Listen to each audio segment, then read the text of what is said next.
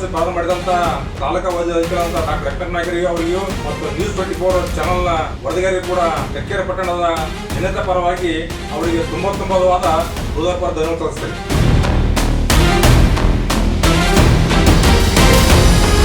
TV 24 ಚಾನಲ್ದವರು ಅವ್ರು ಒಳ್ಳೆಯ ಒಂದು ನ್ಯೂಸು ಕರ್ನಾಟಕದಾದ್ಯಂತ ಜಿಲ್ಲಾ ಲೆವೆಲ್ ಕೂಡ ಅವರು ಒಳ್ಳೆಯ ಒಂದು ನ್ಯೂಸನ್ನು ಕೊಡ್ತಾಯಿದ್ರಿ. ಅವರಿಗೆ ನನ್ನ ವತಿಯಿಂದ ಮತ್ತು ನನ್ನ ಸಂಘಟನೆ ವತಿಯಿಂದ ತುಂಬ ಹೃದಯದ ಧನ್ಯವಾದಗಳನ್ನು ಹೇಳ್ತಾ ಇದ್ದೀನಿ.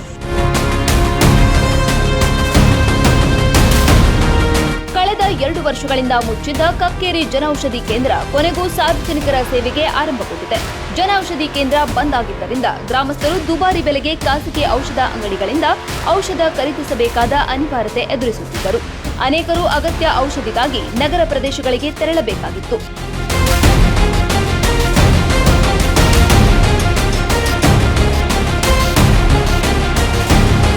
ಈ ಸಮಸ್ಯೆಯನ್ನು ನ್ಯೂಸ್ 24 ಭಾರತ್ ಕನ್ನಡ ಪ್ರಮುಖವಾಗಿ ವರದಿ ಮಾಡಿ ಸಾರ್ವಜನಿಕರ ಗಮನಕ್ಕೆ ತಂದಿತ್ತು. ವರದಿ ಪ್ರಸಾರವಾಗುತ್ತಿದ್ದಂತೆ ಸುರಪುರ ತಾಲೂಕು ಆರೋಗ್ಯಾಧಿಕಾರಿ ಡಾಕ್ಟರ್ ರಾಜ ವೆಂಕಟಪ್ಪ ನಾಯಕ್ ಅವರು ತಕ್ಷಣ ಸ್ಪಂದಿಸಿ ಗ್ರಾಮಸ್ಥರ ಸಮಸ್ಯೆಯನ್ನು ಆಲಿಸಿದರು.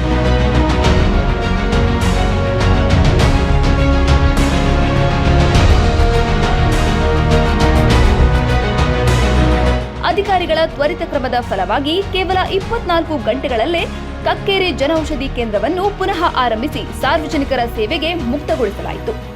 24 TV ಚಾನಲ್ದವರು ಕಕ್ಕೇರ ಪ್ರಾಥಮಿಕ ಆರೋಗ್ಯ ಕೇಂದ್ರಕ್ಕೆ ಬಂದು ನಮ್ಮ ಊರಿನ ಜನರ ಬಗ್ಗೆ ನಮ್ಮ ಸಮಸ್ಯೆಗಳನ್ನು TV ಚಾನಲ್ದರ ಮುಂದೆ ನಾವು ಅಳಲನ್ನು ತೋಡಿಕೊಂಡಿದ್ದೇವೆ.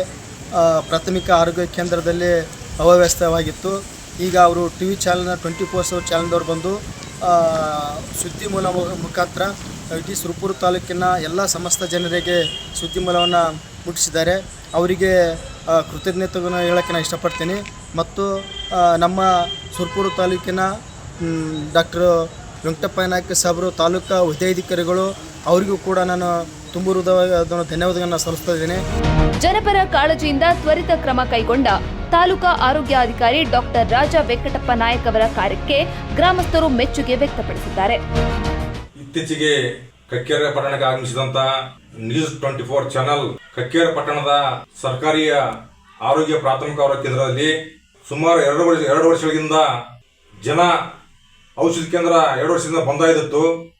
ಆ ಬಂದಾದ ನಿಮಿತ್ತವಾಗಿ ಏನಪ್ಪಾ ಅಂದ್ರೆ ನ್ಯೂಸ್ 24 ಚಾನಲ್ ತಮ್ಮ ಚಾನಲಲ್ಲಿ ವಿತರಿಸಿದಾಗ ಆ ವರದಿ ಮಾಡಿದ ತಕ್ಷಣ ತಾಲೂಕು ಆಡಳಿತ ಸ್ಪಂದಿಸಿ ಪುನಃ ಕಕ್ಕೇರಿ ಪಟ್ಟಣದಲ್ಲಿ ಜನ ಔಷಧಿಯನ್ನು ಪ್ರಾರಂಭ ಮಾಡಿದ್ದಾರೆ.